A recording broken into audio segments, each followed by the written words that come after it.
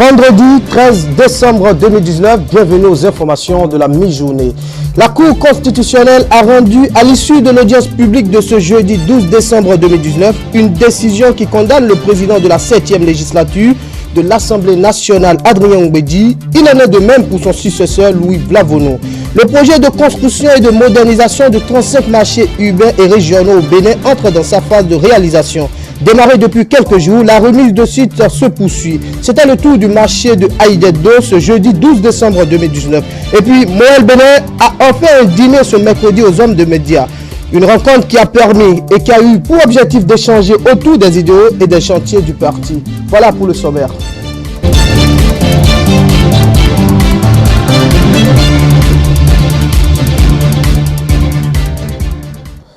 Merci de nous préférer pour vous informer.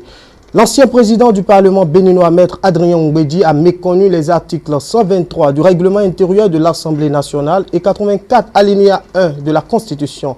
Il en est de même pour son successeur Louis Vlavono. Ces articles concernent la publication des pétitions et des décisions concernant les députés. La décision DCC 19-532 a été rendue publique hier jeudi 12 décembre 2019 par les conseillers à la Cour constitutionnelle à l'issue de leur traditionnelle audience publique. Suivant la décision avec le président de la Cour constitutionnelle, le professeur Joseph Fifame Djobwen. La Cour, saisie d'une requête en date à Cotonou du 18 juillet 2019, par laquelle M. François-Xavier Ulrich Dossou forme un recours contre le président de l'Assemblée nationale de la 7e législature pour violation de l'article 123 du règlement intérieur de l'Assemblée nationale, vu la Constitution, vu la loi portant loi organique sur la Cour constitutionnelle, vu le règlement intérieur de la Cour constitutionnelle, ensemble les pièces du dossier, considérant que le requérant expose qu'en vertu de l'article 123 du règlement intérieur de l'Assemblée nationale, le président de la dite Assemblée devrait publier périodiquement un feuilleton portant indication sommaire des pétitions et des décisions concernant les députés. Qu'à la date de la requête, le président de l'Assemblée nationale n'a pas effectué les points périodiques de cette décision au titre de la 7e et de la 8e législature, qu'il y a violation des articles 123 du règlement intérieur et 84 alinéa 1er de la Constitution. Considérant que le secrétaire général administratif de l'Assemblée nationale affirme que l'objectif de l'article 123 du règlement intérieur est de soumettre le président de l'Assemblée nationale à une obligation de compte rendu, qu'à travers les dispositions de cet article, il est demandé au président de l'Assemblée nationale de situer les députés sur la tenue et le traitement des pétitions, que même s'il est mentionné un canal précis de publication, en l'occurrence celle du feuilleton, la disposition visée a une fonction téléologique qui est d'informer qu'à cet égard, à l'ouverture de chaque session ordinaire, le président de l'Assemblée nationale présente à la représentation nationale son rapport d'activité dans lequel figurent tous les dossiers étudiés, y compris les pétitions. Qu'une copie du rapport d'activité est toujours remise à chaque député, ainsi que l'ordre du jour de la session ordinaire qui comprend tous les dossiers en instance, dont éventuellement les pétitions. Que deux sessions ordinaires étant ouvertes chaque année par l'Assemblée nationale, les députés sont informés au moins 2 fois par an sur l'état des pétitions. Que le président de l'Assemblée nationale respecte donc son obligation de compte rendu en ce qui concerne les pétitions et qu'il n'y a donc pas violation de la Constitution. Considérant qu'au terme de l'article 123 du règlement intérieur de l'Assemblée nationale, un feuilleton portant l'indication sommaire des pétitions et des décisions les concernant est distribué périodiquement aux membres de l'Assemblée. Que selon l'article 84 alinéa 1er de la Constitution, le président de l'Assemblée nationale doit rendre compte à l'Assemblée de sa gestion et de ses activités et lui fournir toutes les explications qui lui sont demandées. Que le feuilleton, qui assure l'information des députés par une ventilation périodique, ne saurait être confondu au rapport d'activité du président de l'Assemblée, qui sont obligatoirement soumis à l'approbation des députés par voie de délibération. Considérant qu'il ne résulte pas du dossier, que les feuilletons relatifs aux pétitions et décisions concernant les députés leur aient été périodiquement distribués, que ne l'ayant pas fait, le président de l'Assemblée a violé les textes visés. En conséquence, dit que le président de l'Assemblée nationale a méconnu les articles 123 du règlement intérieur de l'Assemblée nationale et 84 alinéa 1er de la Constitution. Je vous le disais en titre, le projet de construction et de modernisation de 35 marchés urbains et régionaux au Bénin entre dans sa phase active. Démarré depuis quelques jours, la remise de sites se poursuit. C'est le tour du marché Aïdjedo ce jeudi 12 décembre 2019. Mathilde Sabi et Prudence Koussouran y étaient. Voici le compte rendu.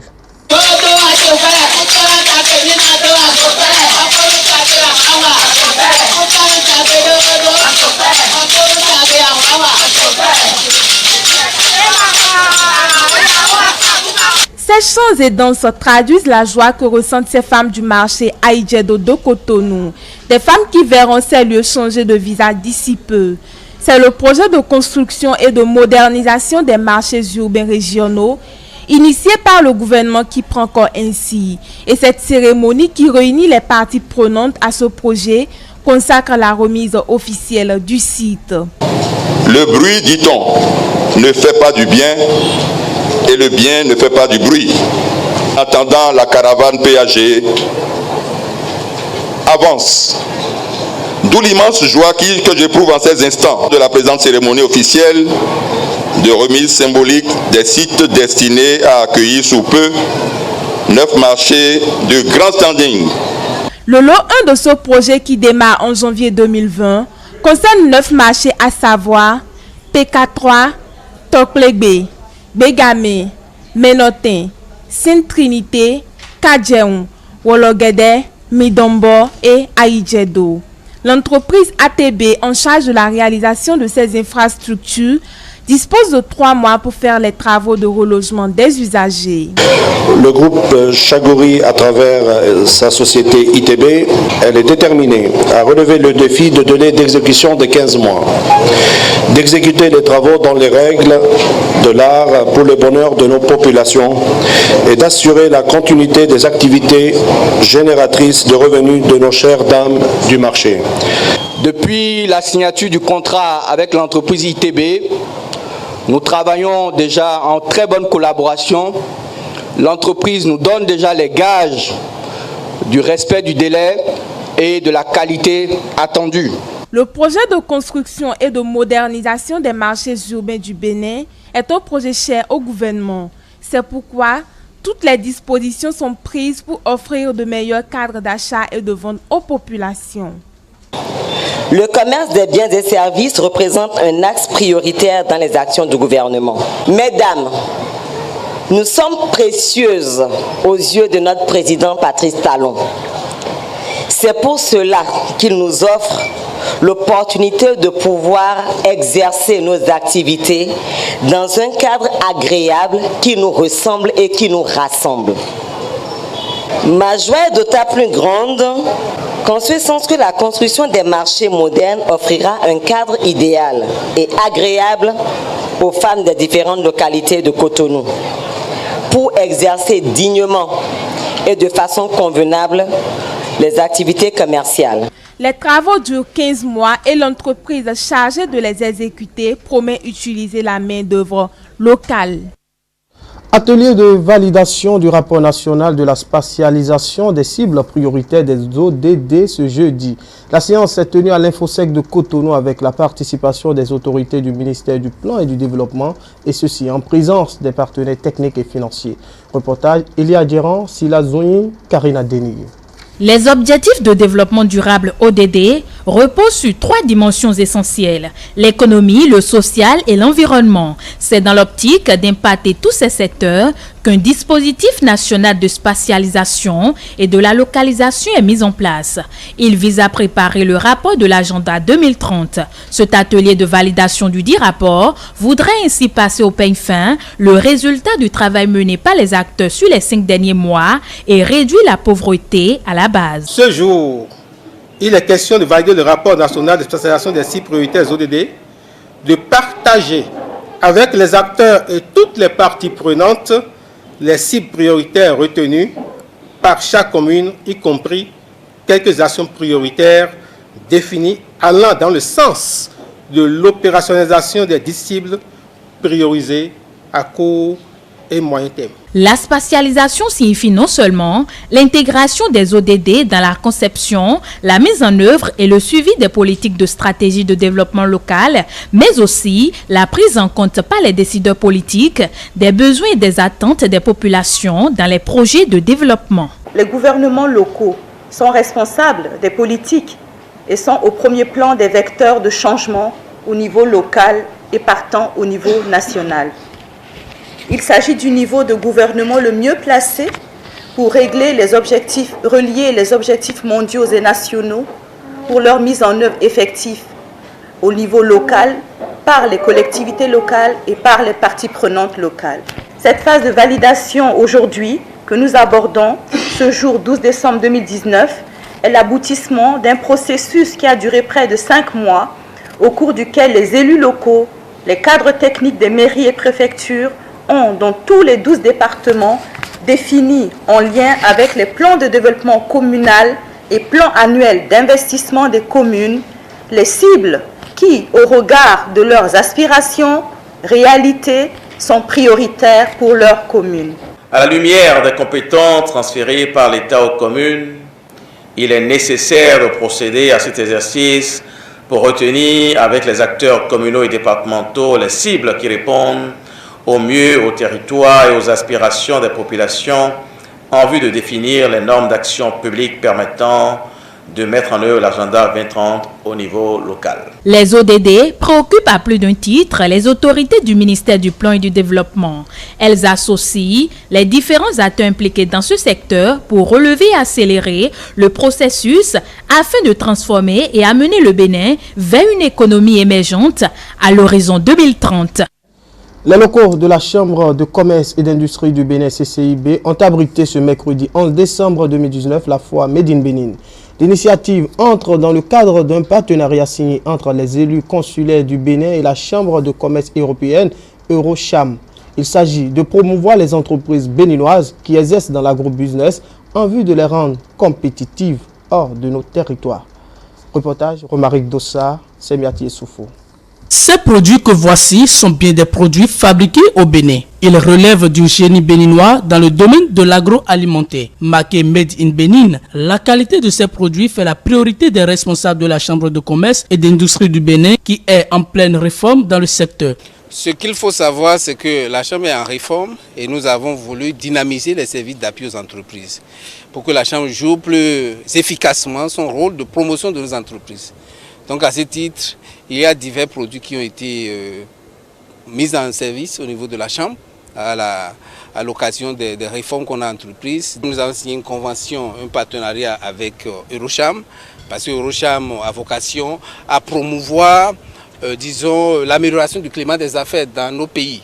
Et dans notre pays en particulier, le Bénin. Et donc c'est un partenariat gagnant-gagnant qui permet à notre institution et de travailler avec l'institution sœur qui est le réseau des chambres de commerce européennes pour que le développement, les affaires se renforcent, se développent et prospèrent pour le bien des deux communautés. Cette exposition a été l'occasion pour les participants de déguster les produits mis en place par les diverses entreprises. Ceci a permis de découvrir plusieurs produits à base de nos ressources naturelles. Eurocham s'engage donc à accompagner le Made in Bénin sur le marché européen. Ce partenariat a tout son sens et toute sa valeur. Comme je l'ai dit, d'une part, la CCIB qui représente l'ensemble des acteurs des entreprises au Bénin et d'autre part, Eurocham qui peut également faire l'interface entre ces acteurs présents au Bénin, mais aussi les acteurs béninois présents sur les marchés européens. Ce partenariat entre la Chambre du commerce et d'industrie du Bénin et la Chambre de commerce européenne Eurocham viendra renforcer l'agrobusiness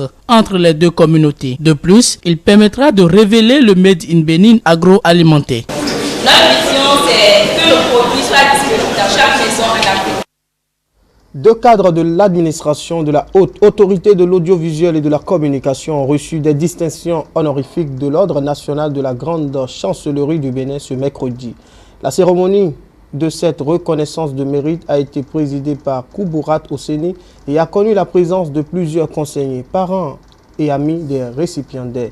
Le point, c'est avec Anthony Adossa, Paul Esther Saossi, Isaac Adji. Bouraïma Idrissa, chef service des archives, et Elegbede Adenike Florence, chef service des relations publiques à la haute autorité de l'audiovisuel et de la communication, ont eu le mérite de la grande chancellerie. Ils sont respectivement chevaliers de mérite et chevaliers de l'ordre national du Bénin. Ces distinctions attribuées sont le fruit des efforts menés à défendre les intérêts de la presse béninoise. Heureux récipiendaires, vos compétences et vos qualités font de vous des agents exceptionnels de l'État, engagés et très appréciés. C'est cet engagement sans réserve qui sous-tend la décision du président de la République de vous témoigner la reconnaissance nationale en vous nommant dans l'ordre.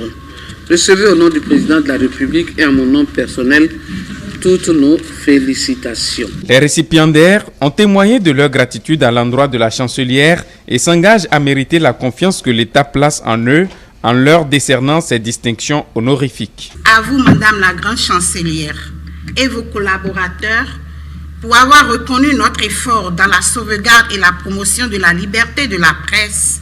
Sincère merci. Nous vous prions de bien vouloir transmettre notre gratitude au chef de l'État, président et conseiller des différentes mandatures de la HAC. Nous leur rendons en ce lieu un vibrant hommage. C'est pour nous une grande joie et d'abord aussi une consécration pour les efforts que nous avons fournis pendant des décennies au service de la HAC. Nos efforts ont été un peu récompensés aujourd'hui. À partir de cet instant, il revient aux deux chevaliers de donner davantage le meilleur d'eux pour des victoires plus grandes. La mairie de Ouidah a signé ce mercredi un partenariat avec une ville allemande. C'est un partenariat qui vise à partager des compétences pour le développement des deux villes dans plusieurs domaines, dont l'éducation, la santé et la culture. L'activité s'est déroulée dans la salle de conférence de la mairie de Ouidah et a connu la présence de plusieurs experts allemands et des conseillers communaux des deux villes. Compte rendu, Romaric Dossa, Silla Zouni, une fois encore présenté par Isaac Adjé. Donner une nouvelle orientation à la vieille coopération entre la ville de Ouidah au Bénin et celle de Nebeltutz en Allemagne. Tel est le principal but poursuivi par cette visite de travail par la délégation allemande conduite par le maire de la commune de Nebeltutz. Pour Madame Célestine Adjanaou, cette mission de travail se justifie par sa volonté de booster la vieille coopération de 15 ans entre les deux villes en fixant de nouvelles priorités. Il s'agit essentiellement de la formation des jeunes, l'auto-emploi, le renforcement de l'autonomisation de la femme, la santé, l'éducation et la culture. Nous avons entrepris une belle aventure parce que à travers les objectifs que nous sommes fixés, que nos jeunes puissent bénéficier de nouvelles technologies, puissent quand même aller acquérir de l'expertise là-bas en Allemagne et que ceux d'Allemagne viennent ici. Donc dans le domaine culturel, nous avons beaucoup de choses à partager aussi parce que comme vous savez, le Nebeltutz, ça fait partie quand même d'une communauté de minorités, de peuples au niveau de l'Allemagne. Donc c'est une communauté qui veut s'ouvrir au monde. Ouais, qui veut s'ouvrir, donc les Swables. Donc ils veulent s'ouvrir au monde et je crois que nous avons beaucoup de choses à gagner avec eux. Le maire Thomas Schonak se réjouit de savoir que les priorités de Ouidah se trouvent être celles de Nebeltutz. Toute chose confirmée par les grandes résolutions prises à la fin de cette mission à travers un accord qui vient redynamiser la coopération entre les deux communes amies. Je suis très content pour l'accueil. Notre mission est de venir voir comment les jeunes vivent ici à Ouidah et ce qui nous intéresse le plus, c'est les jeunes, les femmes, la culture et la merveilleuse religion que vous avez. J'ai constaté que entre la culture allemande et la culture de Ouidah, il y a du sérieux. Chacun a sa croyance, mais vous comprenez. Ce qui m'a impressionné, c'est que j'ai eu à visiter le jardin des enfants et j'ai toujours le souvenir vif. Il est quand même important d'apprécier le fait que les jeunes sont motivés à travailler ensemble pour le bonheur des deux villes. Nous sommes prêts à les accompagner. C'est aussi l'occasion pour Célestine Adjanaou de rassurer ses administrés sur les nombreuses réformes entreprises pour donner un nouveau visage à la ville à travers des liens de coopération gagnant-gagnant. Nous avons beaucoup d'ambitions. Nous n'avons pas les moyens de nos ambitions, mais nous sommes obligés d'aller chercher des gens pour pouvoir quand même les satisfaire. Et eux-mêmes, ils peuvent déjà le constater que ce qui a été fait en 2 ans, c'est vrai que ce n'est pas encore perceptible, mais je crois qu'avec leur soutien, voyez, et leur adhésion à la politique que nous essayons de déployer tous les jours, je pense que Ouida pourra sortir de l'ornière. Donc j'invite mes collègues, mes administrés à vraiment croire en nous et à nous faire confiance. Du 7 au 12 décembre 2019, la partie allemande s'est frottée à la culture béninoise. Loin de tout cannibalisme culturel ou de toute anthropophagie culturelle, c'est un vent de développement qui souffle à nouveau entre Ouida et Nebeltutz. Un dernier élément pour mettre fin à ce journal de la mi-journée. Les responsables de Moël Bénin étaient dans la soirée de ce mercredi avec la presse politique du Bénin. Le mouvement des élites engagées du Bénin a offert un dîner aux hommes des médias. Une rencontre de communion qui a permis d'échanger autour des idéaux des chantiers du parti. Moël Bénin en a profité pour présenter aux journalistes politiques ses outils digitaux. Latifou Boni et Paul Estessa aussi. Des discours légers mais bien orientés vers les chantiers du parti qui se réclament être celui de la jeunesse et des femmes. Qui dit femmes et jeunes dit dynamisme, innovation et digital. Moël Bénin présente ce soir son site internet et son application mobile. Vous êtes inscrit sur la plateforme, que vous avez téléchargé l'application, que vous devenez membre de Moël Bénin. Non. À travers ces 2 outils, nous voulons célébrer une participation plus accrue des jeunes à la gestion politique. La presse aussi a un rôle majeur à jouer dans cette dynamique. Notre orientation politique, construire notre patrie dans la vérité, et nous y tenons mordicus, en tenant compte des contraintes de notre temps, caractérisées par le tout numérique. Notre parti politique accorde une place de choix à l'économie numérique et à l'innovation dans sa stratégie de libéralisme participatif pour l'emploi des jeunes et des femmes au Bénin. Moël Bénin ce soir communie avec la presse, une presse venue massivement participer à cette rencontre. Le parti se vante d'être un mouvement politique réformateur, innovant, résolument engagé dans la réconciliation population-acteurs politiques. Le site internet et l'application doivent véhiculer cette volonté de faire du parti une force pour sa base. Les papilles gustatives sont sollicitées et les discours sont courts. Mais l'essentiel y est. L'essentiel ce soir de mercredi, la communion presse politique Moël Bénin. Et en tant que journaliste, en tant que partenaire, nous souhaitons que vous soyez des nôtres et que vous nous accompagniez dans cette dynamique de combat pour les victoires à venir. Il s'agit pour les médias de nous accompagner, comme par le passé, à tracer confortablement notre vision à travers la trilogie de notre devise « Vérité, travail, patrie ».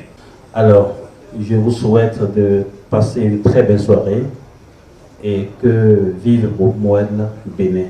La connexion population-acteurs politiques, des acteurs de type nouveau, connexion et exigence de transparence, la gouvernance par le bas. C'est un changement radical que Moël veut insuffler au champ politique. Et ça, il l'a fait savoir aux hommes des médias spécialistes des questions politiques. Eux, ils l'ont su. Et même les plats provocateurs d'appétit n'ont pas empêché de le garder et de croire que Moël Bénin est un jeune parti, certes, mais un parti avec lequel on devra forcément désormais compter.